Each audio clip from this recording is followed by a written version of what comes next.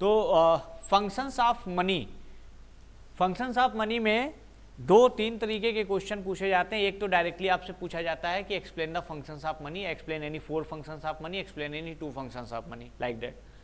या फिर आपको कोई सिचुएशन दी जाएगी और आपसे पूछा जाएगा कि विच functions of money is perform, कौन सा मनी का कौन सा फंक्शन परफॉर्म किया जा रहा है, मनी कौन सा फंक्शन परफॉर्म कर रही है। या फिर कभी ऐसी सिचुएशन होती है कि वो जो है जो बार्टर सिस्टम है उससे रिलेट करके देते हैं। देखिए बार्टर सिस्टम क्या है, बार्टर सिस्टम या सीसी इकोनॉमी, बार्टर सिस्टम और सीसी इकोनॉमी, बार्टर सिस्टम और CC economy, that is commodity to commodity economy या बार्टर सिस्टम। जब आप बार्टर सिस्टम की बात करते हैं इसका मतलब यह है exchange of goods for goods, एक वस्तु के बदले दूसरी वस्तु को बदलना।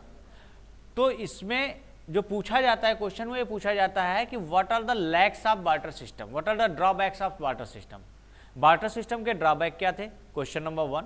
Question number 2, how money solve the problem of barter system, बार्टर सिस्टम के जो प्रॉब्लम थे, जो ड्रॉबैक्स थे, उनको मनी ने कैसे ओवरकम किया, कैसे उन प्रॉब्लम्स को सॉल्व किया। तीसरा question, explain the problem of double coincidence of wants, that is one more question, है ना, फंक्शंस ऑफ मनी से रिलेटेड।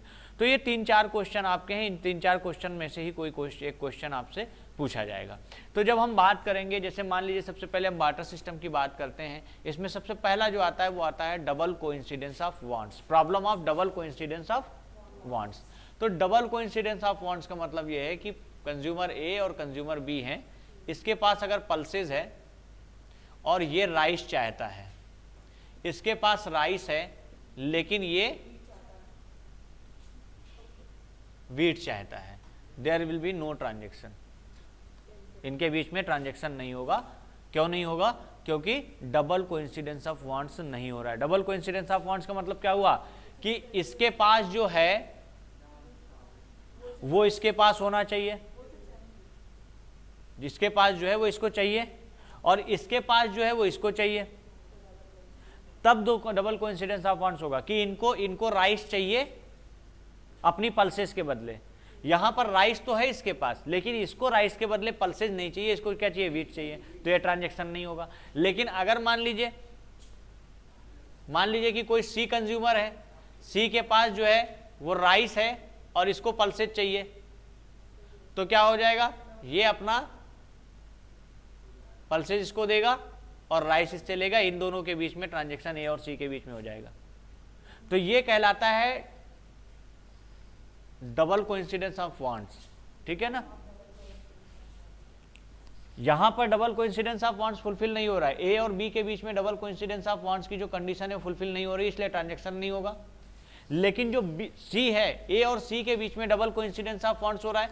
फिर से समझिए, ए और बी क्या है, दो कंज्यूमर है, सी तीसरा कंज्यूमर है। ए के पास पल्सेज है, बी के पास राइस है और सी के पास भी राइस है।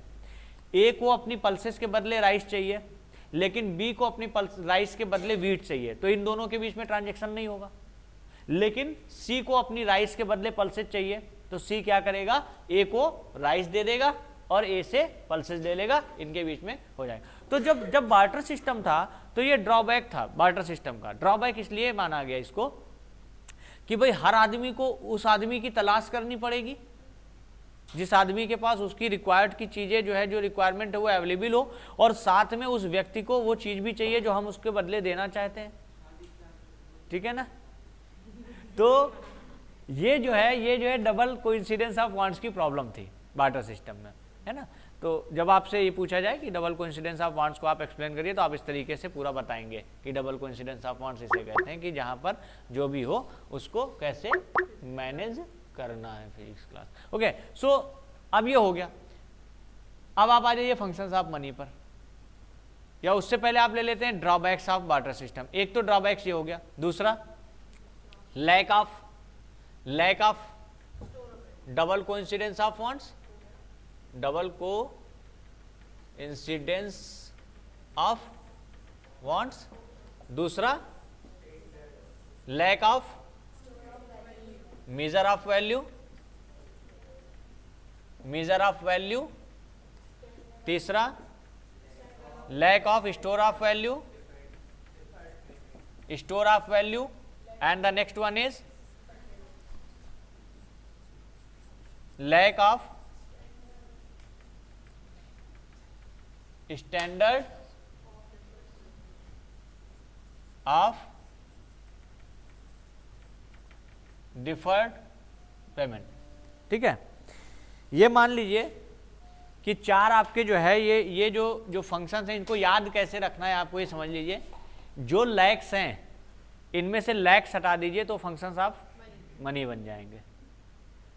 जो लैक्स हैं, lack of double coincidence of wants, ये हटा देंगे तो ये बन जाएगा मीडियम ऑफ एक्सचेंज, ये बन जाएगा मीडियम ऑफ एक्सचेंज। ये क्या हो जाएगा, ये हो जाएगा medium of exchange, medium of exchange.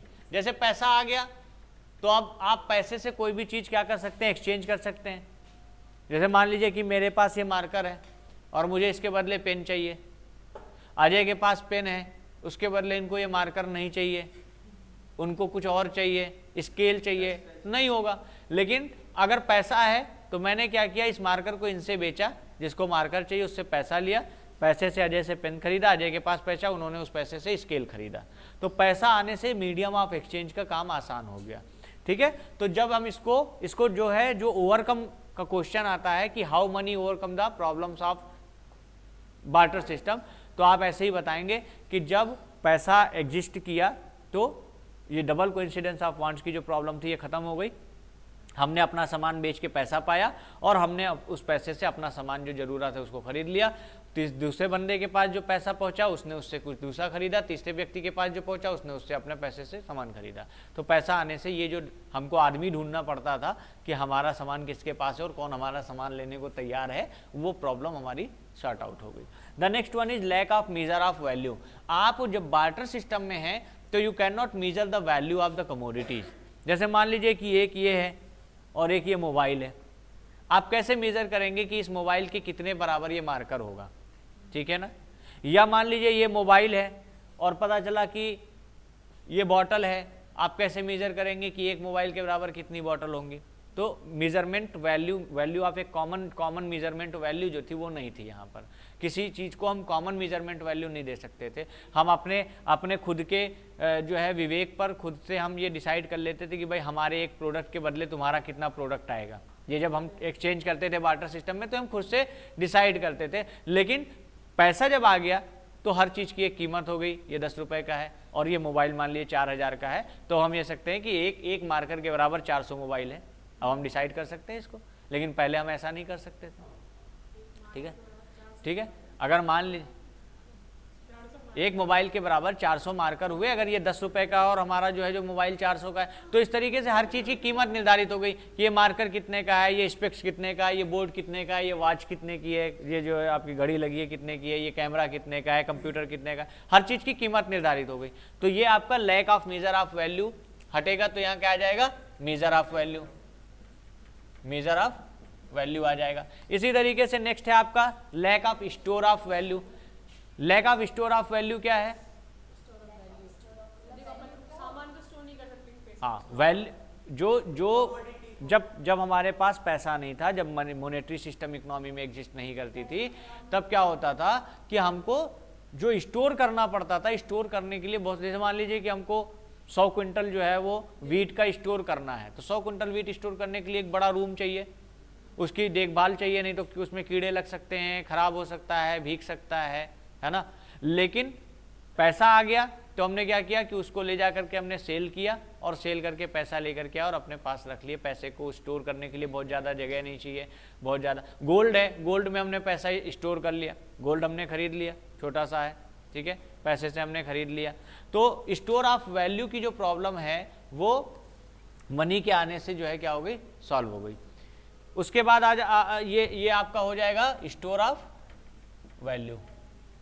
और नेक्स्ट आपका है lack of standard of deferred payment. Lack of standard of deferred payment का मतलब है फ्यूचर की किसी डेट पे पेमेंट करना।